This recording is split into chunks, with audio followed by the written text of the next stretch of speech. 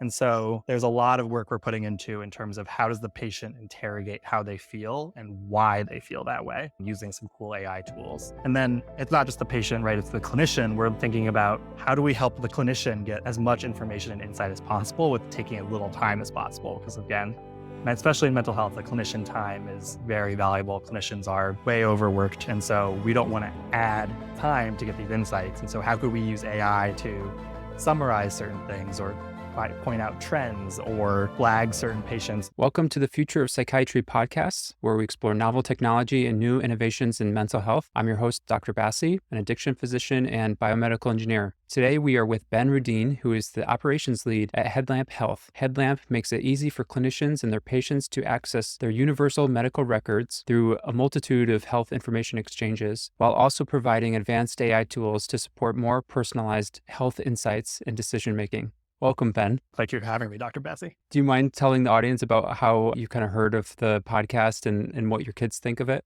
Yeah, no, I'd be happy to. Yeah, I try to listen to a lot of different podcasts in the car driving. I have a 2.5-year-old and a 1-year-old. And so we spend a lot of time going back and forth to daycare. And rather than get stuck in top 40 radio, I try to listen to podcasts to keep my brain running. And since I'm in the mental health space, I listen to a lot of different mental health podcasts and came across yours. And the 1-year-old was very vocal about it.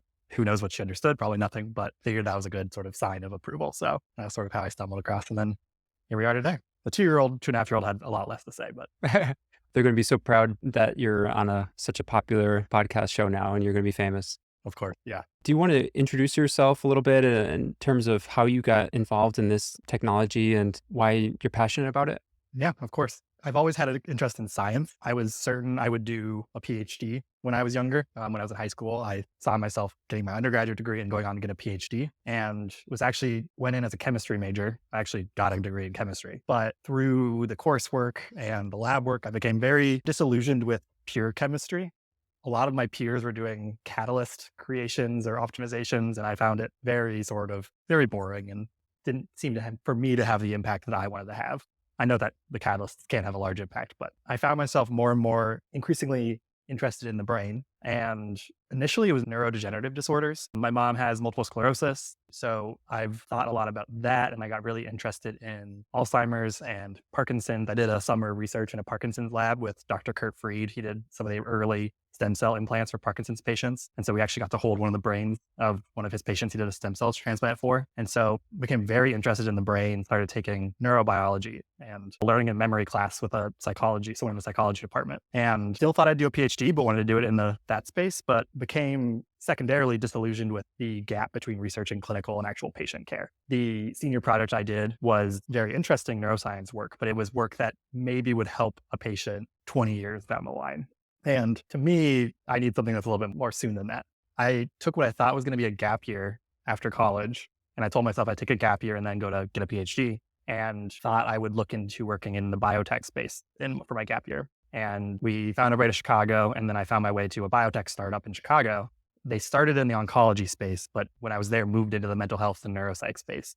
And so I really cut my teeth on operations and strategy at a biotech startup and actually got to build out the neuropsych product alongside the team, and became just fascinated with the new technologies growing around different treatments, different genetics, different biomarkers. The search for precision psychiatry became my obsession. And I was lucky enough at that biotech to really explore that, and then got lucky enough to get connected with the co-founder of Headlamp and join, where we both are similarly very passionate about precision psychiatry and moving towards a more data-driven, biomarker-fueled world of psychiatry. And so that's how I came to where I am today. Nice. I know that Headlamp operates basically around health information exchanges. And believe it or not, somebody who's in mental health and also interested in technology. Actually, I'm embarrassed to say I only learned of health information exchanges like a year ago. And I looked them up and I'm like, have I been under a rock? Like, I should have known that there was some magic behind the curtain. I probably remember back in 2014 when I was in an Epic chart and you can click Care Everywhere or something like that. And you can see other records. And I just thought that there was like some sort of special agreement among hospital systems in New York City at the time. Lo and behold, little did I know that there was actually this huge, massive movement also from the government to try to encourage this too, into creating these exchanges. Can you tell somebody who may not know much of about what these are, about A, what they are, and B, why they're important? Like, why does the government, mainly like state funding, think that they're so important to help grow right now? Right. Yeah. Health information exchanges are almost spoken wheel. They're aggregated health information data from clinics and hospitals across the country. And it's a really complicated network because there's state level health information exchanges. There are larger national health information exchanges that correspond to the smaller ones. And there are some that are independent. And it's a very complicated web. And the idea behind them was very interesting and the right idea, which was increasing interoperability and actually just making continuity of care really possible. Because it still shocks me to this day how hard it is for, if I go see a new doctor when I move to Chicago, for them to know my health history. It required a lot of work on their part and my part. And even then, it was not really good information. And so the idea behind them was great. That came along with the meaningful use sort of legislation and just trying to get more people to use electronic health records in general, which has been great. I mean, we can get into EHRs at a different time and their pros and cons, but the idea behind them was exactly what we need, which is to fuel a single place where you can go and find all the medical records of yourself and others and really divine insights from them, whether that's just access or also really deep diving into them to see what trends or what patterns emerge. But they really do seem like a best kept secret because no one really seems to make use of them. And it feels like a very complicated system because they've been like layered on top of each other for so long. And so they have a lot of really interesting information in them, but there's a lot of challenges that go along with using the health information exchanges and accessing them that we've come across. And so they are great in theory, an idea of let's get all this data in one place so we can really make use of it. But the practice of it is, as much of healthcare is shown to be, the practice is much harder than the theory. Right. Yeah. In preparing for this conversation with you, I was listening to a lecture on HIEs, and they were talking about how many there are in just New York State alone. And I was like, oh no, it was really painful to listen to that there's one for Buffalo and one for Rochester and one for every other city in New York and then lower New York. And I'm like, we need an exchange just for the exchanges or a network just to regulate the exchanges. And it's like probably the thing that they were trying to solve is the interconnectedness of information has now become another like secondary issue on top of that, like and another nth order of an issue for the exchanges themselves to talk to each other. It was kind of sad in a way, actually. I felt a little bit sad hearing about that because in a way they tried to solve a problem, but created a different form of the problem they were trying to solve. Exactly. That's a great way to put it. They've created so much. The data is all in one place, but it's just noisier than ever. It's almost just as bad as not having the data in one place. And so I love the idea of it, but they're challenging to work with, truly. Yeah. And another thing they talked about was the next step, even if all of the data is in a perfect world in this aggregate in one repository where somebody can access, then it's now making it useful for that clinician. How do I sift through, if it was just PDFs, like how do I sift through 1,000 PDF pages sufficiently or like efficiently and find some other sort of very narrow clinical question that I'm trying to ask in that encounter? Who regulates them at this point? Or is there like an agency that can help make it a little bit more consistent among different HIEs? Or what's the beat on the street in terms of like how things are going to start improving from here? Yeah, it's a great question. I wish there was a single entity that could step in and clean it up. But I mean, in healthcare, that's never the case. I do think, though, that we are on the precipice of a lot of people really making good use of this data. And I think the more people that use it, the more people that will cry for standards and just better practices. I honestly think for the first 10, 15 years HIEs existed, they really were just fueling some small back-end processes and not really doing a lot of front-end clinical impactful care. They were doing a lot of important things, but people were not really digging in and trying to really interrogate them for answers. And I think we're at that point now where there are a lot of really interesting companies coming around that are trying to use these large data repositories, data sets to really make meaning and drive change in healthcare. And I think we're going to come to a point where we're going to have some sort of coalition of these companies come together to say, look, we need this data to talk with each other. We need this data to make sense and all harmonize. So let's work towards that model. And there's a few models that are coming together for a standard data model that would ideally help to harmonize. But additionally, when you have, especially in mental health, such a fragmented EHR market, to get all of those players to all sort of coordinate with the same model can be challenging as well. So another part of it might just be we might see some M&A in the EHR space that might sort of make it a less crowded playing field and might make it a little easier to make it a little bit interconnected. But right now, it's like you said, it's a mix of PDFs and actual sort of data fields. And then there's no standard on whether you use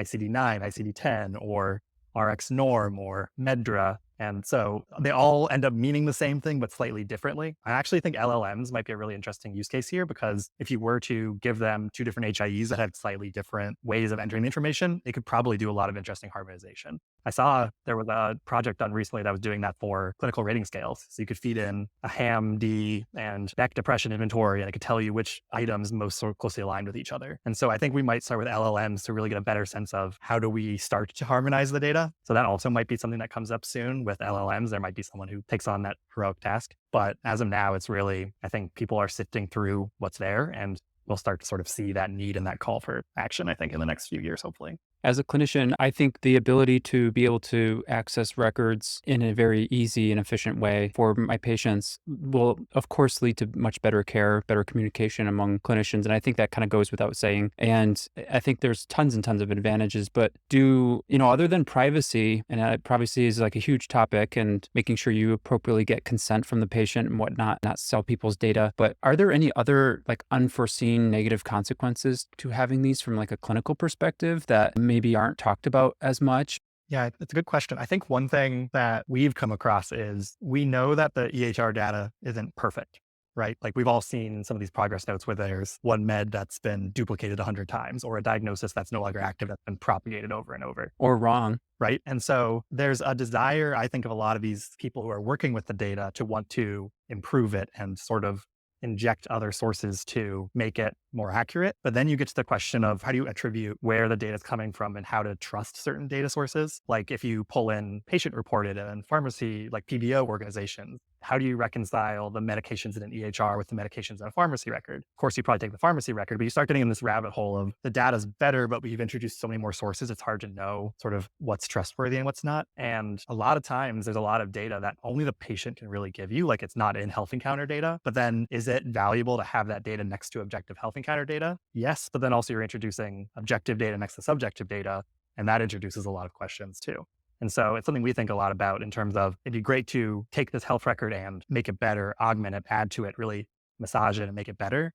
But then what are we introducing into that might influence or impact downstream analysis or downstream issues? And so that's one piece. And then another piece is just who owns the data, and also just the way these things talk to each other. Because when you go to a health information exchange and pull information down, something might be wrong, but then is it who's responsible to like tell them it's wrong, but it's not theirs, they just pulled it from the source. So then correcting that information becomes kind of hairy, and then you don't really know who owns it at that point. And whose risk is associated with it too. Right. Yeah. And so there's a lot of cooks in the kitchen when you start to actually integrate these HIEs and try to add information to them. Makes it challenging. I would love it to then grow to a larger source where it becomes one true source of truth that is mutable, that can be sort of updated. But right now it's a bunch of one-way streets. We get the data in the HIE that we can use, say, in Headlamp, but that's come down multiple one-way streets. And so what we have might be wrong, but there's no way to actually propagate that change to make sure that it's accurate. That can be really challenging. I recently stumbled upon something that could very well change your clinical workflow. I always thought having a medical scribe was only for busy ER doctors.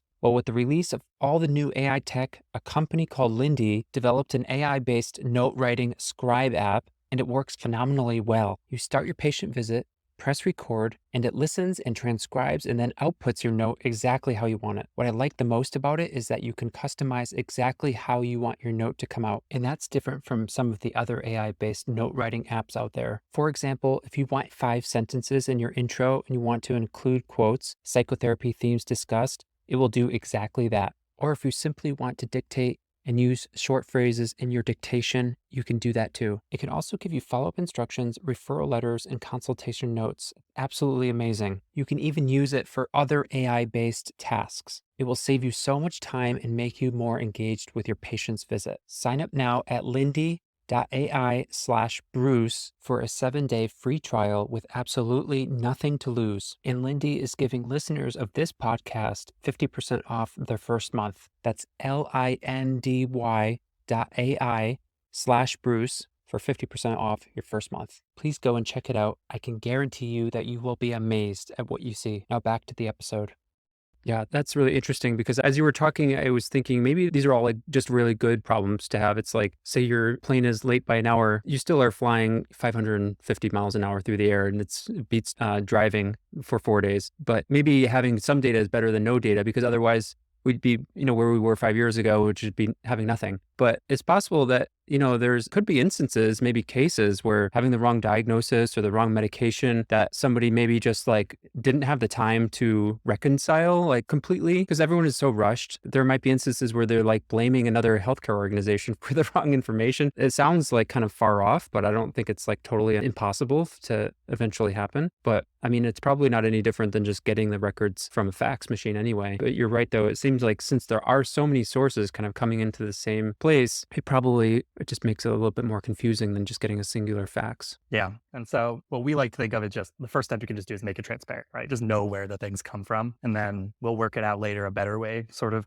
to circumvent that. But yeah, I mean, you're right. Would I rather have someone fax me 1,000 pages of records or get a data dump that I can at least sift through on a computer? I'd probably prefer the computer one. Yeah. I mean, in psychiatry, sometimes I feel like it is choosing between a sort of good and a slightly better. And I mean, I'll take the slightly better. And I think it's always just about building towards the best. Yeah. And it also reduces the time spent both administratively and also waiting for the records to come back too.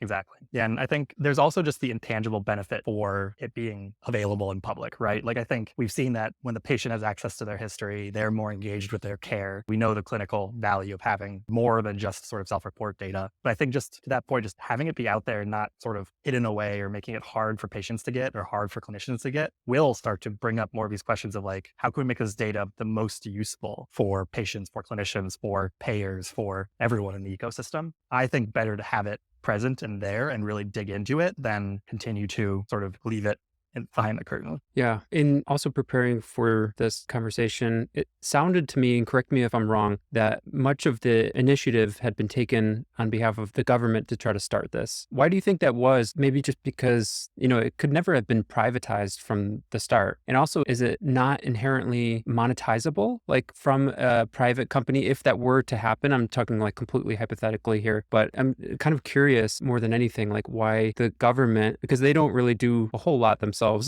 left up to their own devices. So they really need to see a benefit for something like this, or there's really passionate people behind it trying to push that legislation through. So, I mean, there must be really strong advantages from a public health perspective for why this is advantageous for them, maybe reducing Medicare costs or what have you. I'm just hypothesizing, but can you speak to that at all?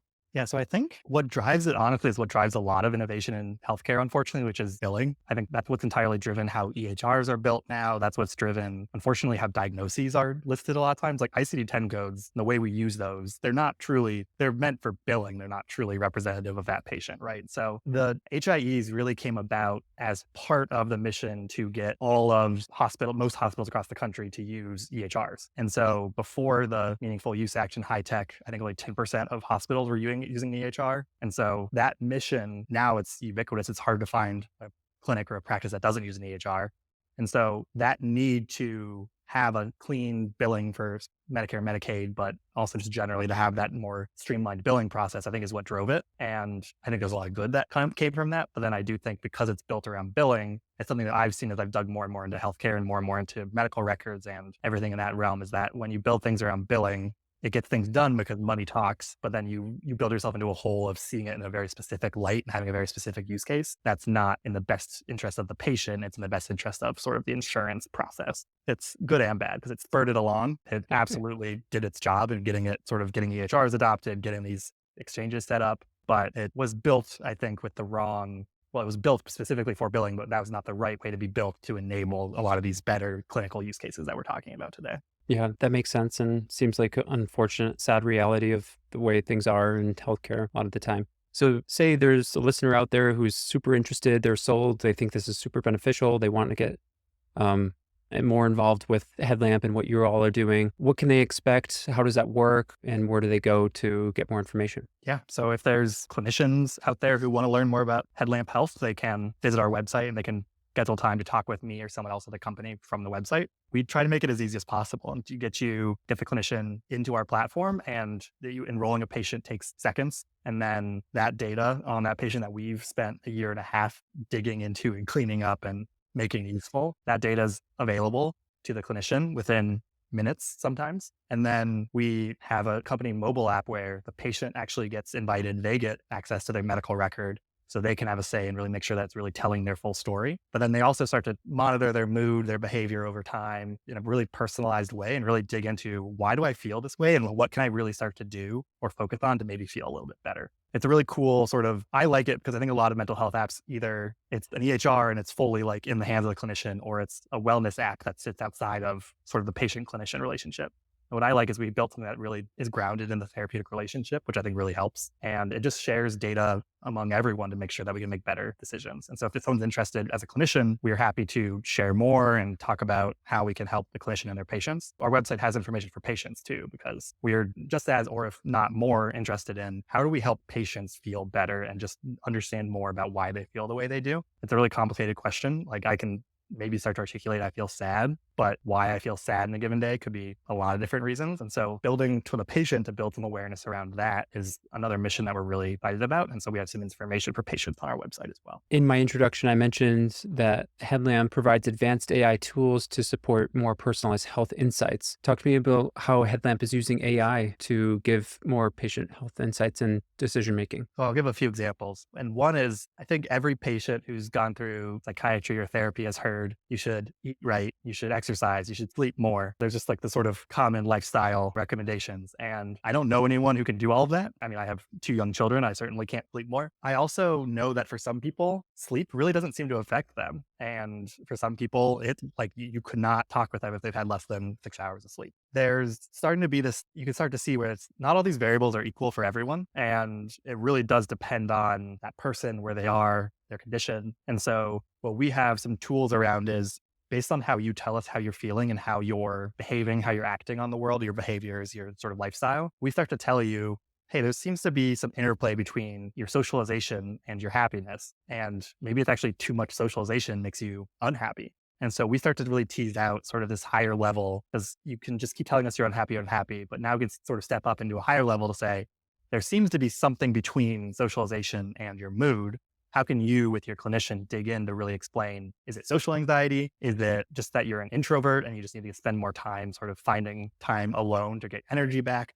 Or is it just the type of people you're surrounded with? Maybe you just need to get rid of some friends. There's a lot about these variables that are so personal that we sort of want to start teasing that out. And to go even a step further, with your past medical information that we're able to capture, with other information, just like where your phone is located, we know the weather. We can start to do some really interesting things to say, like, if you tell me I'm sad, is that because I'm in a depressive episode, or is that because it's been rainy for 5 days and I haven't gotten outside?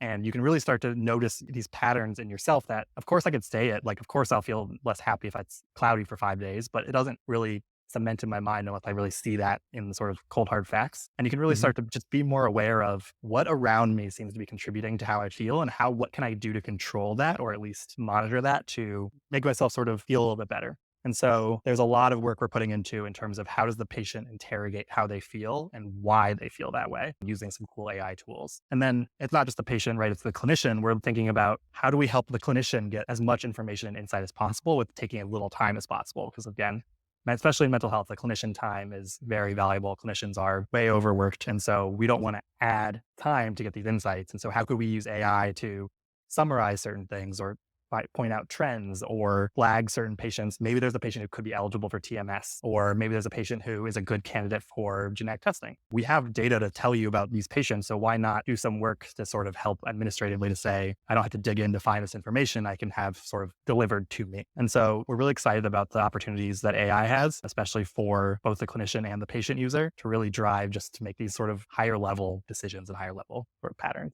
This episode is brought to you by Charm Health. If you're in the market for a secure, stable, easy-to-use EHR system, this is the place for you. I've been using Charm for over 5 years, and I've found it to be the one EHR system that I've used where I'm spending more time thinking about my patients and less time thinking about charting. It just makes everything so easy. It has everything in one spot, and their pricing is extremely transparent, unlike many other EHR systems. Every feature that you want in an EHR, Charm has. From dot phrases to e-prescribing to document management, scheduling, and billing all in one. I've studied EHR usability and also did a podcast episode on EHRs, and I can safely say that Charm is among the top in clinician satisfaction. Not to mention, they are always releasing new features, and not just to stay abreast on the current market, but user requested features as well. They are extremely open to feedback and improving, and I've gotten to know many of them at the Charmalot conference, which was a blast. I highly recommend Charm, and I think they have a phenomenal EHR system. Reach out to me or to someone on the sales team to schedule a demo, or visit charmhealth.com for more details. It's really interesting to think about how to start to extract better information from the patient as they're kind of engaging in a delivery of such. Because often, when the traditional method is to give them a standardized questionnaire, and that standardized questionnaire is by definition not going to keep changing, and it's not going to look into other elements of that person's life. And it's helpful in that you have one common comparator that you can use against a larger population. And then it's not so helpful in the situations that you're describing, where I'll give you an example. We were at a team meeting today, actually, and I saw in one of my clinician's notes that it said that this person's mood had fluctuated every 4 to 6 weeks. That just stood out to me because that's kind of odd to think about. Okay, maybe the first episode and the second episode were 4 to 6 weeks apart, but then the third episode being another 4 to 6 weeks apart after those other two, that seems like more than just chance. There's got to be something related that maybe isn't completely obvious to the patient for that's happening. Like you said, the weather or some other work related factor that's cycling on a frequency of every 4 weeks, or some interaction with a family member that's happening every 4 to 6 weeks. And so computers are very good at something like that, to eliminate bias and just to be able to look at all elements from a person's life. How does Headlamp go about doing that, to start to collect information beyond the standardized PHQ-9? How do you approach that problem, and how is it going to be presented to the patient?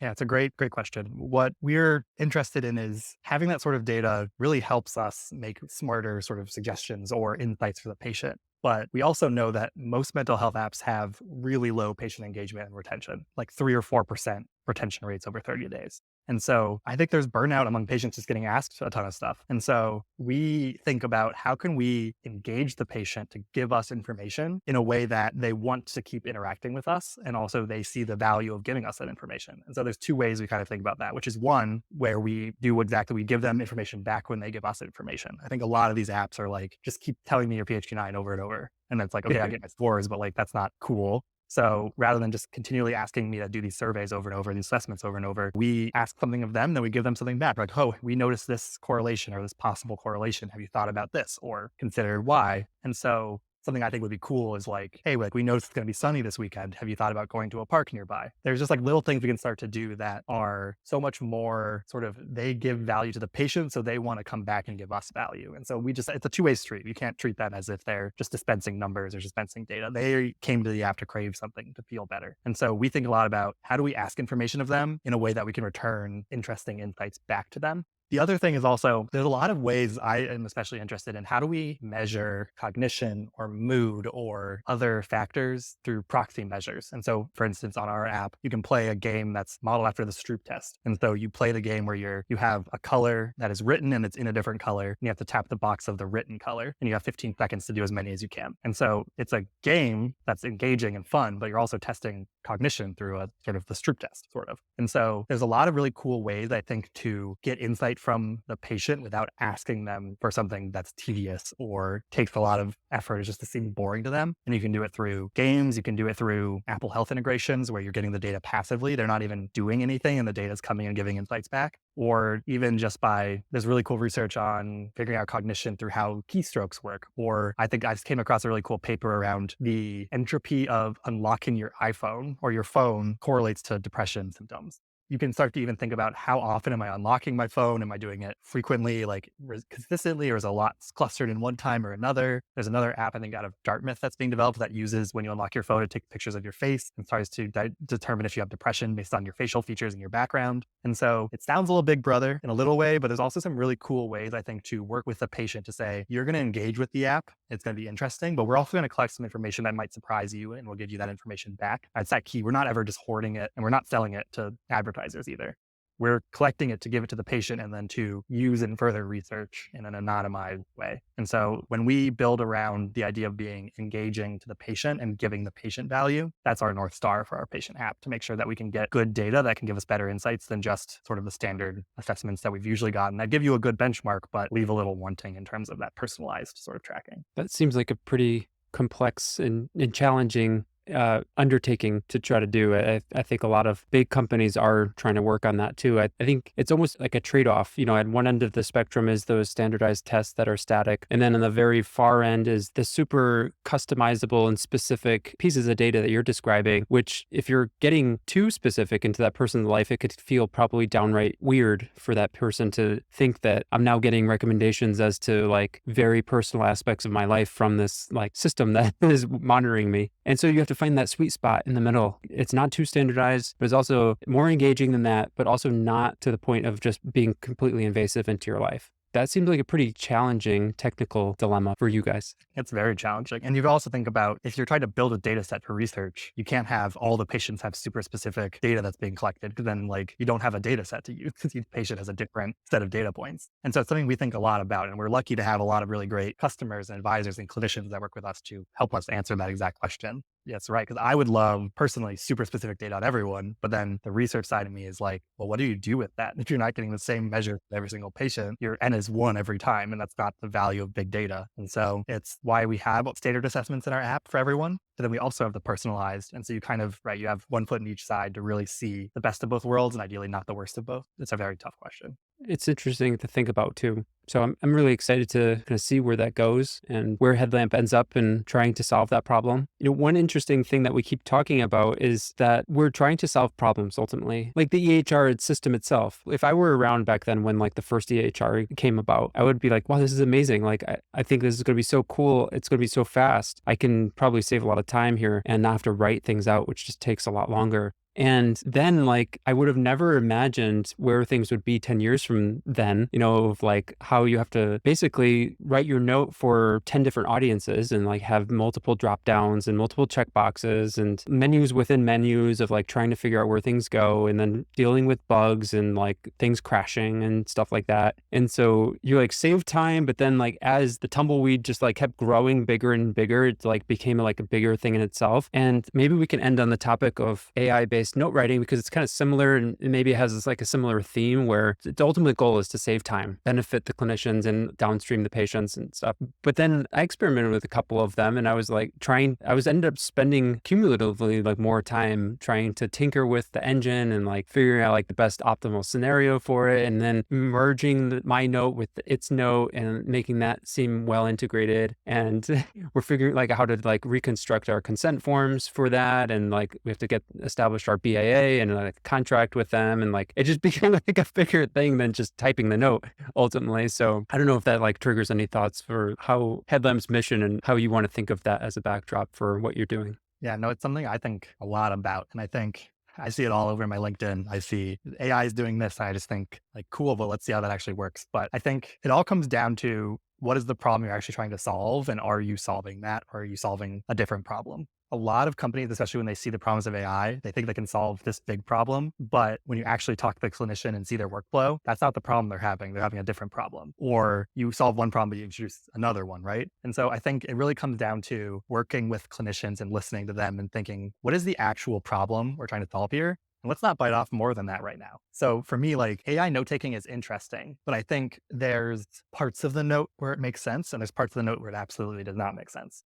And so for me, I just think a perfect marriage here is have a system like Headlamp. Well, we could generate your HPI, right? Like you could generate like your quick summary of the past history of present illness, right? You could say they've had these diagnoses, they've taken these medications, populate something like that, and then leave the impression and the actual discussion and subjective part to the clinician. I think there's a lot of promise with AI, like in the note-taking space and other places, but I really think we need to boil down the question to, is the issue that it just takes too long to write the entire note? Or is the issue that there are parts of the note that you're doing the same every time that don't need to be manual and those could be automated? Or is it that there's better ways to prompt certain things, or you as a clinician can put in X information and generate the structure could be generated by AI? There's just like, I think that if you really dug in, there are some things that AI could really help with, say in the note-taking space. But I think a lot of people get sort of blinded by the shininess of replace all note-taking with AI, like make it an AI scribe. And that's hard for me to imagine that fully working out. But I think when you really stay close to the customer and product market fit, you can find problems that you can solve that actually help them without introducing other nuances that make things even harder. And so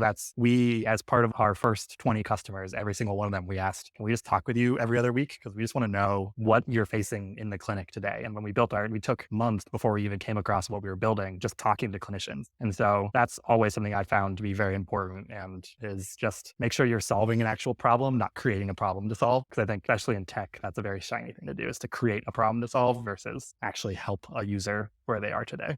Yeah, Ben, this has been a super fun conversation, really interesting too. I appreciate all the insight that you've given me and all these additional things to think about and in terms of where things are headed in terms of health information exchanges. Thanks for talking to us about Headlamp too. And if any listeners are interested in learning more about Headlamp, we'll put the description and website in the show notes. Thank you so much, Ben. Yeah, thank you for having me. This has been great. That's it for this episode. I'd appreciate it if you please like and share this podcast with your colleagues. It'd be especially helpful for us. If you'd like, please leave us a rating on your favorite podcatcher. If you're a clinician, I developed a course on how to start a private practice. And for patients, I've also developed a course on acceptance and commitment therapy and cognitive behavioral-based therapy lessons for treating and helping anxiety. You can find all these on our website as well as the show notes and resources for each episode. Thank you so much, and I'll see you in the next episode.